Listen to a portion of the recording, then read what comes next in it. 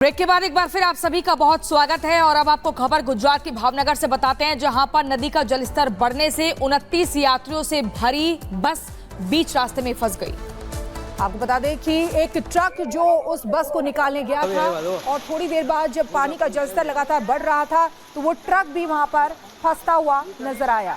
आपको बता दें कि बहाव इतना तेज था जिसमें रेस्क्यू के लिए गया ट्रक भी फंस गया। कड़ी मशक्कत के बाद सैलाब में फंसे सभी लोगों को सुरक्षित निकाल लिया गया है। तस्वीरें उसी की हैं, देखिए गुजरात के भावनगर की, जहां पर एक यात्रियों से भरी बस फंसी हुई थी जिसमें लगभग 29 यात्री सवार थे, लेकिन इनको निकालने के लिए जो ट्रक गया था वहां पर वो भी उस सैलाब में फंस गया। तस्वीरों के जरिए आप देख सकते हैं, एरो के जरिए हम आपको दिखा रहे हैं सैलाब में 29 जिंदगियां जो फंसी हुई हैं और इसके बाद जो ट्रक गया था रेस्क्यू टीम के साथ वो भी वहां पर फंसा हुआ नजर आया।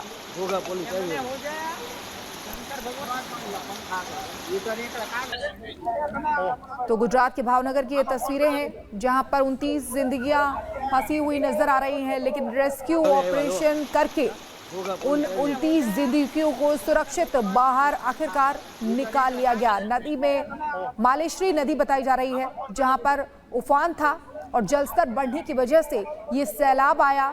यात्रियों से भरी बस जिस सैलाब में फंस गई, लेकिन उन यात्रियों का रेस्क्यू करने गया जो ट्रक था वो देखिए वो भी फंसा हुआ है। ये घेरे के जरिए हम आपको दिखा रहे हैं, जो रेस्क्यू टीम है वो उस ट्रक पर है, लेकिन वो भी इस समय बचने के लिए दुआ मांग रही है। आखिरकार उन सभी 29 जिंदगियों को बचा लिया गया।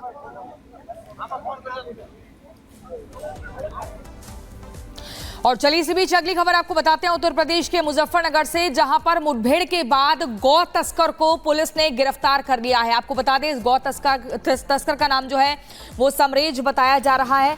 एनकाउंटर के दौरान समरेज घायल हो गया। मेरठ और बागपत में 15 केस इस पर दर्ज थे। तो आपको बता दें कि समरेज इसका नाम बताया जा रहा है। समरेज के खिलाफ मेरठ और बागपत में 15 केस दर्ज हैं। गौ तस्कर के पास से तमंचा और कारतूस भी बरामद हुआ है। मुठभेड़ के दौरान गोली लगने से समरेज घायल हो गया और पुलिस वालों से जिंदगी की भीख मांगता नजर आया। नहीं तो आज के पहले इंतजार कर रहे थे क्या काटने का? नहीं, अब से कोई भी गुनाह नहीं करेंगे। तुम्हारे खिलाफ कितने मुकदमे पता है? हर बार मुझे माफ कर दो। अरे मार दिए जाओ तुम मानोगे? मुझे माफ कर दो। चलो स्टार्ट करो, गाड़ी वाले ले चलो। आज से बाद में गाय नहीं काटूंगा।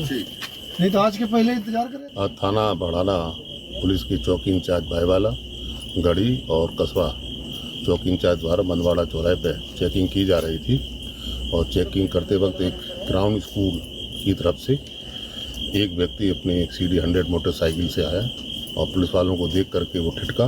पुलिस वालों ने उसको रोकना चाहा तो उसने फायरिंग की और जवाबी फायरिंग में आत्मरक्षार्थ उसके 2 पैर में गोली लगी है। उसको CD 100 मोटरसाइकिल बरामद हुई है या बगैर नंबर प्लेट की। एक तमंचा 315 बोर, 2 जिंदा कारतूस, 1 खोखा कारतूस बरामद हुआ है और उसमें जुलाई में गौकशी में वांछित चल रहा था और पुलिस मुठभेड़ में भी वांछित चल रहा था। और आगे बढ़ते हैं, आपको बता दें कि जम्मू कश्मीर के चुनावी रण में मुख्यमंत्री योगी आदित्यनाथ ने हुंकार भरी विपक्षियों पर जमकर निशाना साधा। बिल्कुल, योगी आदित्यनाथ ने कांग्रेस और पाकिस्तान पर जमकर हमला बोला और बार बार बीजेपी के कार्यकर्ता भी कह रहे थे कि जम्मू कश्मीर के लिए योगी ही उपयोगी हैं। पूरी खबर इस रिपोर्ट में देखिए।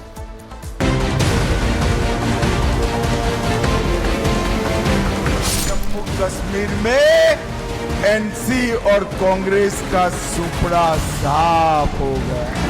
कांग्रेस का नाम ही समस्या है और भारतीय जनता पार्टी का समाधान है। क्या जम्मू कश्मीर में इंडिया अलायंस की जीत के मायने पाकिस्तान की जीत के तौर पर निकाले जाएंगे? अलगाववादियों के साथ खड़ी रहने वाली पार्टियां क्या अब घाटी में फिर वही पुराना दौर लाना चाहती हैं? ये सवाल इन दिनों कश्मीर में खूब गूंज रहा है, क्योंकि जम्मू कश्मीर में तीसरे चरण की वोटिंग का वक्त नजदीक है। लेकिन इससे पहले टीम मोदी ने राहुल और अब्दुल्ला को आड़े हाथों लिया। जवाहरलाल नेहरू जी ने कश्मीर का एक हिस्सा पाकिस्तान को दे दिया। पाक ऑक्यूपाई कश्मीर पाकिस्तान को देने का काम किया है। आपको जम्मू और कश्मीर माफ नहीं कर सकता। कांग्रेस का नाम ही समस्या है और भारतीय जनता पार्टी का समाधान है। ये जितना भी विभाजन की बीज है, ये सभी विष बेल को बोने का कार्य, उसको पलवित और पोषित करने का कार्य कांग्रेस ने देश के अंदर आजाद भारत में किया। योगी जिस समस्या का जिक्र कर कांग्रेस को घेर रहे हैं, उसके पीछे वजह है पीओके, जो नेहरू सरकार में पाकिस्तान के पास गया था, लेकिन अब मोदी की योद्धा उसे भारत में मिलाने के लिए काम कर रहे हैं। लेकिन ये महबूबा मुफ्ती को शायद रास नहीं आ रहा, तभी तो पीओके को लाने की बात करने वाली योगी को वो जेल में डालने की बात कर रही हैं। जिनके ऊपर अयोध्या में श्री राम ने बुलडोजर चला दिया उस सीट पे, तो उसको तो लोगों को पकड़ के जेल में डालना चाहिए था, जैसे वो एनकाउंटर करते हैं, पर वहाँ तो कुछ नहीं किया। यहाँ आएंगे अब घंटी बजाने के लिए। विरोधियों की निशाने पर मोदी और योगी हैं, क्योंकि उन्होंने 370 को हटाकर पाकिस्तान को एक बड़ा झटका तो दे दिया है, मगर घाटी में चुनाव जीतकर सत्ता की ख्वाहिश रखने वाले अब्दुल्ला फिर से 370 की वापसी चाहते हैं। राहुल की भाषा उसी में सुर मिलाती है, जिस पर शाह ने लताड़ भी लगा दी। पहली बार एक स्टेट के लोगों से उनका हक छीनकर उन्हें यूनियन टेरिटरी में बदला गया, और ये आपके साथ अन्याय हुआ है, और इसीलिए हम चाहते हैं कि जल्दी से जल्दी आपको स्टेटहुड वापस मिले। एनसी का एजेंडा देखिए, उनका एजेंडा है हम धारा 370 वापिस लाएंगे। अरे उमर अब्दुल्ला, आपकी तीसरी पीढ़ी भी आएगी, धारा 370 अब नहीं आ सकती। नहीं, जो 370 अब इतिहास हो चुकी है, उसे कब्र से खोदकर विरोधी क्यों लाना चाहते हैं? नए कश्मीर में बात विकास और शांति की हो, पीओके की वापसी का प्लान बने, लेकिन अलगाववादियों की भाषा क्यों बोली जा रही है? क्या वोटों की खेती के लिए विपक्षी कश्मीर को दांव पर लगाना चाहते हैं? Bureau report, Republic Bharat.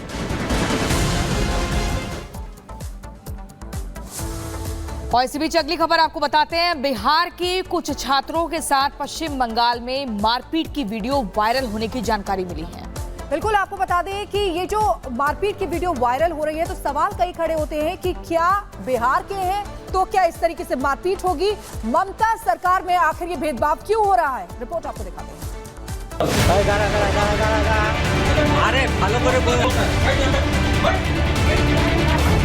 क्या घुसपैठियों का वेलकम और बिहारियों से मारपीट?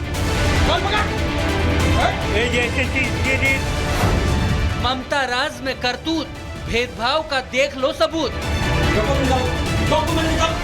अगर कोई बिहारी है तो क्या उसे बंगाल में मार खानी पड़ेगी? देश एक है तो फिर छात्रों में क्या सरहदें देखी जाएंगी? ममता राज में खुलेआम गुंडई करने वालों को क्या दबंगई का सर्टिफिकेट मिला हुआ है?